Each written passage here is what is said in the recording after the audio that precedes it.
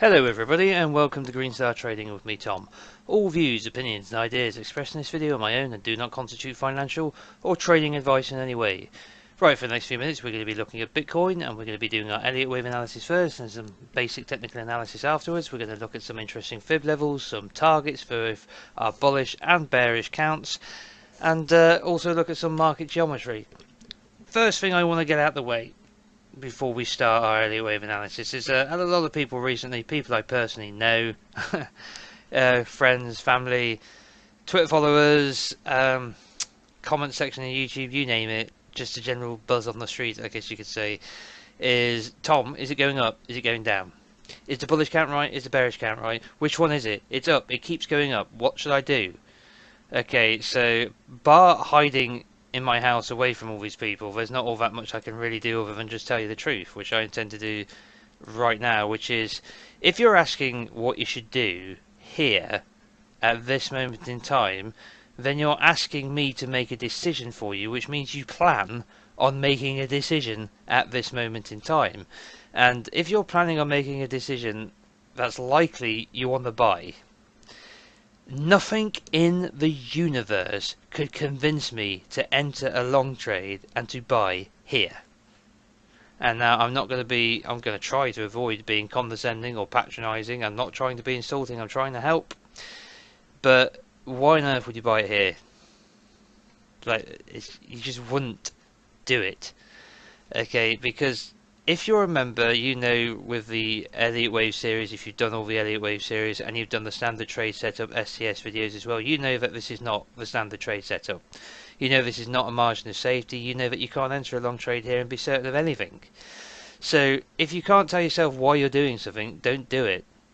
Alright, because if you're thinking of entering here to go long at this moment, you're FOMOing, in my opinion. Fear of missing out is driving you into this market.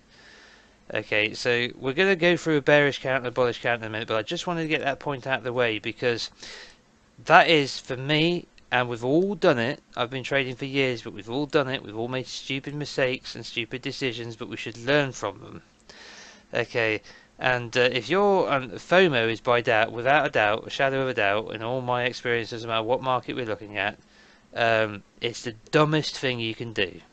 Just by a million miles, it's the dumbest thing you can do. So for God's sake, not trading or financial advice, don't FOMO. Just don't do it.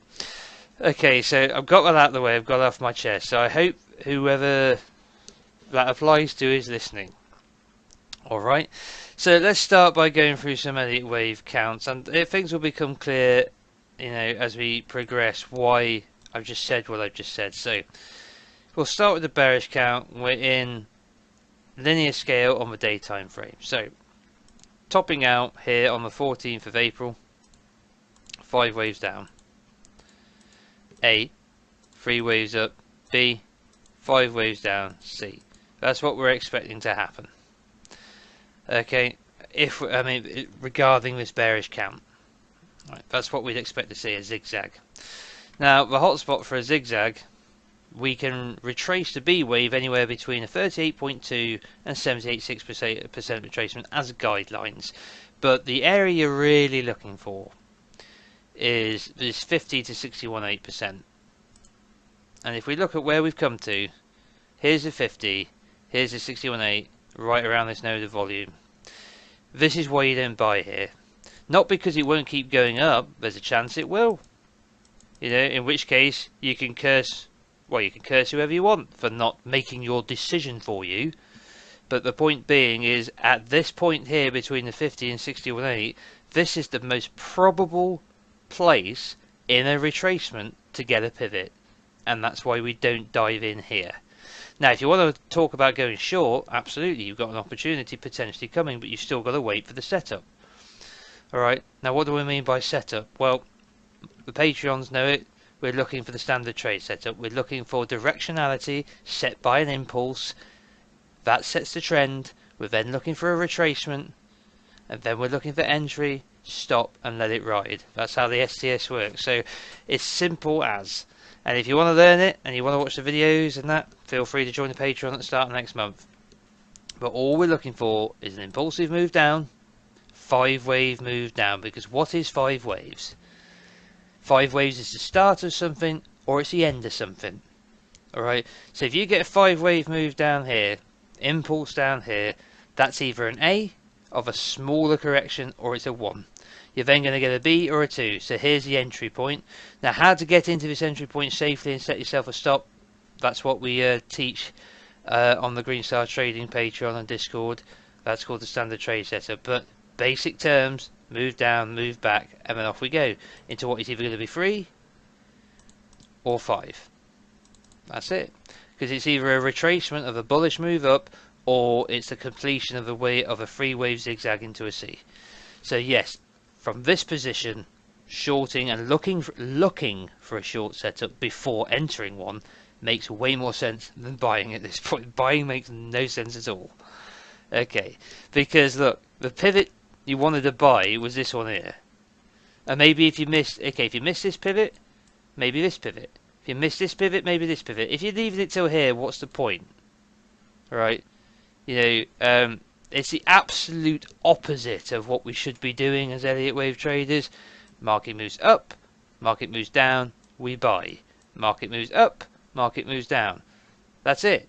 We do not go, or we try to avoid, like the plague, market go up, panic, FOMO in, buy, market go down. That's literally the opposite of what we're trying to do. Okay, so there you go. I've got that. That's out the way. So let's carry on. So we've come to 51.50 to 61.8%. So a likely pivot point in the market. Does it mean it's going to? It's just the probabilities are likely for either a pullback or a reversal. So carrying on with our bearish analysis for a moment. 5 waves down, 3 waves up, and then another 5 waves down. Let's switch into log scale. And this is our target. C equals A parity in log scale at 21,246.40. Bump, bump, bump. There's your zigzag, and off you go. Completed wave 4. That's the bearish count. Now, if we just have a look at some evidence to support this, we've got our retracement zone here, which we've already discussed, but we've also got our pitchfork, a grand pitchfork off of the pivot 1, 2. Now, what we've seen here is very neat moves down through this pitchfork. Test here, this level, 61.8, down to the median line, tested it here, back above, tested it here, came down, back tested it here, moved down to 38.2, and then off you go. This doesn't seem to have much of a relationship actually, but this does, this not so much. But either way, we've tested multiple levels on the way down. Thing I would point out is we didn't bounce off the median line. We broke the median line, tested a lower level, then bounced.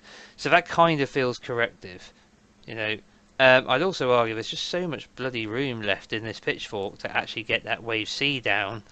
That would still stay well above our invalidation point at the wave 1, which is at 13.91.15. So that's all the way down here beyond the pitchfork. So we could come down here and still have a completely intact bull market with no invalidation before going higher. And I think a nice move down here would really shit people up. You know, for the people who are not thinking about what's going on, they're just looking purely at price. Or maybe they brought the top. You know, we've all done it. And I'm not laughing at you, so don't get defensive. We've all done it. We've all had to start somewhere. We were not all professional traders. We all started as novice traders, didn't we? So we've all done it. So don't feel bad if you're in that group. So there you go. Plenty of room left to correct. Come to a major potential reversal point. Need to keep our eyes on what's going on, because if we're going to pivot, we're going to pivot here. Alright then. Or likely. No guarantee. Likely to do so. That's the bearish interpretation. So like I said, potential short setup. Look to enter safely. Use the standard trade setup if you remember. You don't, but you remember, you're not obligated to short anything. You're not obligated to buy anything ever. You do what you want to do at the right time. That's what you should be thinking, in my opinion. Okay, so and on that note, we have to remember that we're talking about having completed the primary wave 3 and being in the primary wave 4. Now, of course, we want to get the primary wave 5, and we want to get the wave 3 of the primary wave 5. But on a larger wave degree, we've already completed the wave we wanted to trade, the 3 within the 3. right? So you're not obligated to trade any of the fifth wave at all. You might miss out on something big if you don't, but you're not obligated to it. As an Elliott wave trader, you're kind of obligated really to do, if you're going to do anything, which is to trade the wave 3 of the 3. So that's what I would say, and that's come and gone. So just bear that in mind. Right, that's the bearish count. Let's look at the bullish count. We're just going to say we're going to need that one on. Aren't we? Bring up that's the bear. I just turned that off. Get rid of the bear targets. Let's look at the bullish count for a moment. Now this, I'm not 100% sure of my interpretation of the low at all. I've got this currently as a wave 3 extension with a swing 1, 2 intermediate, 1, 2 minor, 1, 2 minute. This could be 1, 2 minor, 1, 2 minute, 1, 2 minuet. It's possible, and we're going up into an intermediate wave 1. The more I look at it, the more I'm tempted to lean that way, because wave 5 tends to be the FOMO wave, and if we want to get up to our targets, I'd expect to see some serious move up. We have to also be mindful, like I said, it's not an ideal time to buy, and we've already mentioned the retracement, but let's just remind ourselves of the fact that, you know, the market's rallied 76%. So, you know, don't wait for a market to move 76% before you decide it's time to get in. You know, 1, 2, 1, 2, 1, 2. So it's possible you could interpret this differently. You could say, I mean, I don't want to say 1, 2, 3, 4 because it just doesn't seem to look. It just doesn't look right. But it is possible you could say 1, 2. Maybe this is the 3, 4 for me, because you have got 1, 2, 3, 4, 5 waves here as an impulse potentially. 3 is longer than the 1. If you were to change it to rejig it, 5 shorter than the 3, so that's legit, no overlap. So that could be a separate impulse into a 3. So you could go 1. Let's just talk about this for a second. You could go 1, 2. This count could be incorrect as an extension, and this could just be a 3. 3, 4, 5 into a greater 1, maybe around the point of control here near the top, near the high. That's also possible. In which case, excellent buying opportunity coming after that, isn't there? Because you're going to have a 3-wave move correction, and that's your next pivot. If you're a buyer, that's your next pivot. For God's sake, don't buy that. But you want to buy this down here, right? But for the moment, until this gets broken, we'll stick with this. Now, what do I see on the bullish side of things that you could look at positively, and you could say, well, maybe the bullish count is more correct. Like I said, the reason we're looking at 2 counts, and I can hear some of the people who throw up in the comment section now saying, why don't you just throw your weight behind 1 count? Why don't you just commit? I don't have a clue where we're going from a 50 to 61.8% retracement. Probability, you know, from a probability perspective, we'll pull back. But I'm not psychic, I don't have a crystal ball, and I like to have options of how I interpret things, because how I interpret things and the options I have available to me have nothing to do with how I'm going to enter a trade, does it? You know, it doesn't. If all of this is interesting and it's pretty and it's cool, and it helps us figure out where we are on a bigger time frame, and that's great. But that's not how we enter a trade. We're looking to establish trend, pull back, enter, and then continue. Right, on all time frames. Well, you don't have to trade all time frames, but we can do it on all time frames, whether you're trading weekly down to the 1 minute chart. Alright, so you don't need to stress over, oh my god, where are we in the count? Just trade the price action. That's it. Okay, so getting back to it, what do I like? Pitchforks. We all know I love them. Here's something that looks quite bullish to me. Right, we're going to talk about the length of this C, because I can hear you guys already, some of you in the conversation, oh, you haven't mentioned how overextended this is. Oh yeah, well, I've mentioned multiple times how overextended this is, so I guess it's only fair to do the same here. From a bullish perspective, having established our 3-point pivots for our pitchfork, the first thing we did was test a median line. Now I know I'm going over old ground, but the simple fact of the matter is someone new could be watching this video, right? So we come to the median line from the high. That's the first thing we test. We come to the outer bound and we test that. We rip through the median line, and then we do a whole series of wicks through the outer bound, but we make damn sure that we body the candle inside of the pitchfork. All of them. Right. So this is just running support downwards, stepping down and just providing support between the 61.8 here and the median line. We get a back test of the median line here as the bulls try to rally and make a higher high, but they fail. Flush down again to the bottom, back up, back down to the 61.8, and then all of this bar maybe this pivot here onto the 38.2 and then bounce. Doesn't look particularly technical, this. Okay, like I said, you got this one pivot, but we don't snag anywhere around the median line. We don't touch the 61.8. We just touch the 38.2 and bounce. So not as technical as the move down. So that is kind of an argument for the bulls, which is suggesting that whatever this was, it's not related to this. Okay, just an idea, doesn't mean it's correct, but it's just an observation. And we're out of the pitchfork. Some people have mentioned that, oh, we're out of your pitchfork, Tom. Does that mean we're bullish? So once again, keep an eye on the larger picture. We've retraced 61%, 50 to 61%. This is not the time to get bullish. Okay, there's a reason we have an outer bound to the pitchfork, because extreme price skews and extreme volatility can push price all the way to here before it comes down and shits on you. Okay, this is why setting up a trade doesn't have anything to do specifically with figuring out where we are in the month and the next month and the year. Alright, we want to buy the pivots as they emerge. We want to sell the pivots as they emerge, but only when we have the right setup to do it. And I'm sorry if I'm stressing that point and going on and on and on, but it's essential in terms of understanding what we're trying to do. Right, so there you go. That's the bullish count. Like I said, potential 1-2, potential 3-4 coming up. So let's have a look at a pitchfork for this bullish count. There it is. Bullish invalidation. What's the levels? Yeah, so obviously bullish invalidation of this interpretation is back here at this wave 2 pivot 29325 spot 00. Currently trading within the pitchfork right along the outer bound at the moment. Now we've had a 76% move going from what, 28 grand ish up to 50 odd thousand. So this in itself is quite a price skew, but that's just Bitcoin, that's just crypto, isn't it?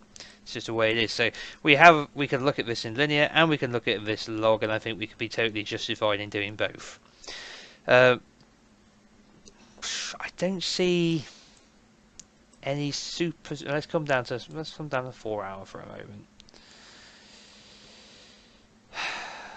Test of the median here, 38.2 here, 61.8 here, a little bounce onto the median here, down to 38.2. Yeah. See, bounce here along the 38, bounce here along the 38, bounce here along the 38, bounce here. So when you come down to a smaller time frame, all of a sudden, you can see these little tests, right?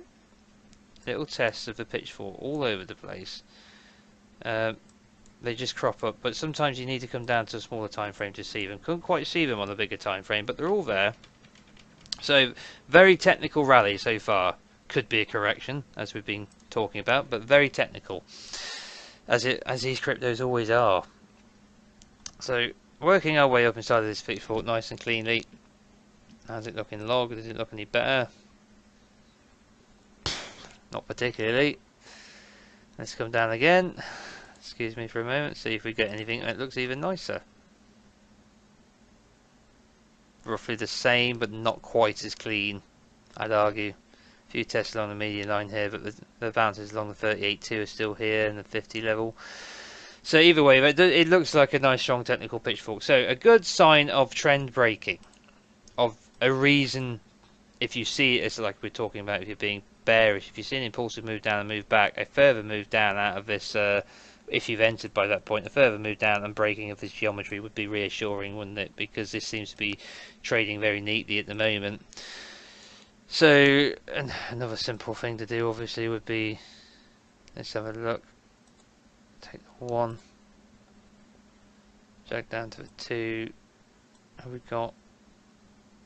don't know if this is the 3, okay, just playing with the idea for the moment, because it is possible as the 1. So yeah, it's easily possible also that this 1-2, 1-2, 1-2 isn't the correct interpretation, and that you could get a 1, 2, 3, 4, stay well within this channel and still come nowhere near to invalidating the count, if that's a 1, 2, 3, 4, 5. So what I'll just do is I'll just keep this, I'll lock it and I'll hide it. And if we break out to higher highs, then maybe we'll have to move a channel up to find the 3. But until we find the 3, we can't project the 5. Okay, so we've just got this initial pivot to begin with. So let's hide that, and I'm just going to put that away along with these horizontal rays. Which one's this one? Let's just put that in the trend line folder for the moment. Put the parallel channel in with the pitchforks for the moment. Right, so that's the bullish count as I see it. So now we need to do some basic technical analysis and wrap up the video. So what can we find from a basic technical analysis point of view to help support either of our counts? There should be strong signs in terms of momentum to help us make our minds up, or to help us at least give us some evidence. So what we're going to do, excuse me, is we're just going to hide all of this, get this all off the chart and out of the way. Let's pop that in the trend line folder as well. Hide the object tree. Okay, we'll come out to the weekly time frame as we always do, and we'll bring up our EMA ribbon onto the chart. Zoom in a bit. Right, so our exponential moving averages, we have a 10 in yellow, 20 in blue, 60 in orange, 250 in green. We have an RSI set to a 10 close with a green 30 level representing oversold. And I don't know why I put those there. I'm sure I did it for a reason. Green 30 level representing oversold, and a red 70 level representing overbought. And we have a MACD with a 10 and a 20. So 10 is the average and 20 is the signal. And that's blue and green, blue and orange respectively. So what can we see here? We have not completed a round trip in the weekly time frame. Don't necessarily have to do it. We did it with this big pivot, 1, 2. We were saying a cycle wave degree, overbought, oversold. That's a 2017 to 18 bear market. Then we did it at 1, 2 at primary degree, but only just. Now the wave 3 was very strong, very, very strong, taking us above the wave 1 in the RSI. Okay, and also taking us above all of the 2017 peaks. See, all above the 2016-17 peaks. The RSI on the weekly time frame went mental. So 3 of the 3, I would say, and that's what we've got it as. 1, 2, 3, 4 within a 3. We expect to see the peak of momentum, RSI and MACD within the 3, and we've got it here and here. Huge readings. So that's I've always found that very reassuring that we're in the 3, and now we're in a 4. It's either done or it ain't. So we having gone to such extreme readings, maybe there just isn't enough to get us into oversold on the weekly time frame at least. The average has crossed over the signal on the weekly time frame on the MACD. Some green bars growing here on the histogram. So let's come down to the daily. Oh, actually, the one thing we should mention before is the moving averages. We're back above the 10, we're back above the 20.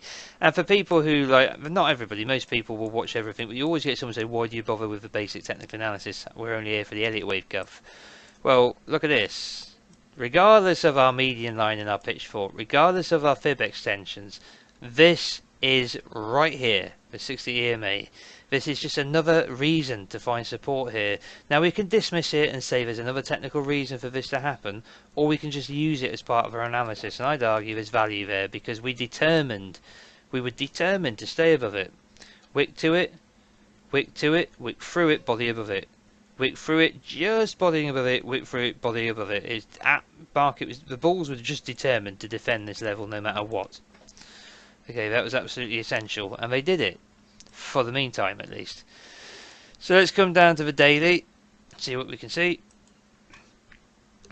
Right, daily time frame. Now, the first thing that jumps out at me, and I'm sure it jumps out at you, and I now remember why I had the little lines on it.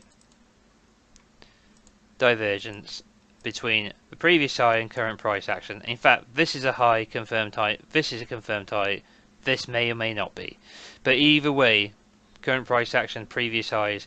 High, lower high, lower high, potential lower high to come, and price is doing the opposite. High, higher high, high, high. So right around the 61.8, between the 50 and the 61.8, we're seeing negative divergence, bearish divergence between price and momentum. This is why this is a likely pivot point. This is how the FOMOers get trapped. Oh, it keeps going up. Oh, it keeps going up. I've got to get in. I've got to get in. Oh, shit. Right? I've seen it a million times. Right? And it doesn't matter. Because either way, let's say I'm wrong and it doesn't pivot here. And we just keep doing this and extending. That still doesn't mean this was a great time to buy. That just means you got lucky, bruv. That's what that means. Okay, so same gig here also in the MACD. Divergence between this high and this high. The signal has crossed through, the average has crossed through the signal. Here.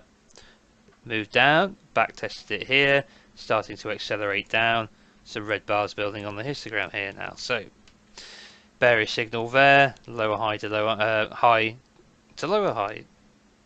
Let's just switch back to our cursor. Come down to test the 20 exponential moving average. It could hold for another thrust up, find a little bit more momentum, but I think that would likely only add to the divergence rather than take it away. It is possible to disappear if we get a violent move up. If the extension idea of 1 2 1 2 1 2 is correct, that could well happen. The 3 could cancel all of this out. But I would be on guard. Okay, and that's the only thing I can say because we don't have a crystal ball. We can't see the future. You know, we can only make our best guess, and then the rest is down to sensible setups and trading safely. You know, which I will reiterate over and over. So be on guard. We're around the 61.8. We're around the 50. We've got negative divergence in momentum. If it's a pullback in a bullish trend, it will be a buying opportunity. If it's an impulse move down and a free wave move back, it's a shorting opportunity. Either way, if you remember and you haven't watched the STS videos yet, go and watch them. If you have watched them, maybe a good time to refresh because potential trade either way. So just keep your eyes open. Alright, that's it guys. If you're new to the channel, you've liked what you've seen, please subscribe, smash the like, hit the little bell notification icon to remain informed of future video releases. Feel free to leave us a comment in the comment section below if you want to, and thank you as always to my Patreon subscribers. Your support is greatly appreciated.